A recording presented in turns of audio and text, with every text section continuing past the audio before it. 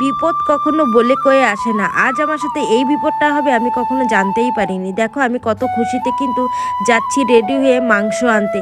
আমার এক প্রিয় মানুষ আসবে আমার কাছে, তার জন্যই। কিন্তু মাংসটা আনতে গিয়ে কিন্তু আনতেই পারলাম না। মাংসর দোকানে গিয়ে শুনলাম বিপদের ঘটনা। মাংসটা আর আনলাম না, আনতে গেলাম সেই মানুষটাকে।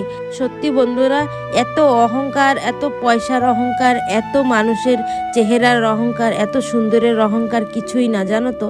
মানুষের জীবনটা ফার্স্ট, কার কখন কোন সময় কি বিপদ আসে না কেউ কখনো বলতে পারে না। একটা মানুষ আমার কাছে আসতেছিল, সেই মানুষটা আসতে গিয়ে আমাকে বলল যে তুমি আমার জন্য ভাত রান্না করো, মাংস রান্না করো। তাই আমি ওইভাবেই মাংস আনতে গিয়েছি।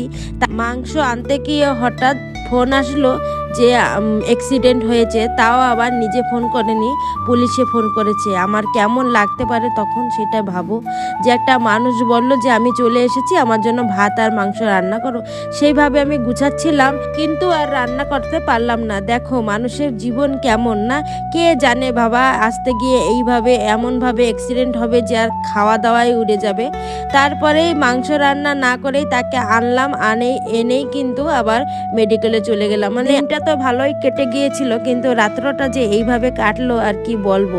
দেখো কত খুশিতে যাচ্ছি হলো চিকেন আনতে, কিন্তু গিয়ে কি হলো আমার সাথে ঘটনা, সেটাই কিন্তু আমি ভাবতেছিলাম। এই মাসটা না সত্যি আমার খুব খারাপ যাচ্ছে, জানি না কেন। আর আমার না অনেক লোকেই শুনতেছি যে নভেম্বর মাসটা খারাপ যাচ্ছে। তাই ভাবছি আমি এখন থেকে শনিবারটা পালবো। শনির দশার জন্যই মানে এমন হয়, তাই আমি ভাবছিলাম। আর দেখো এই চারিপাশটা ঘুরে কত সুন্দর দেখাচ্ছে না। আর আজকের ভিডিওটা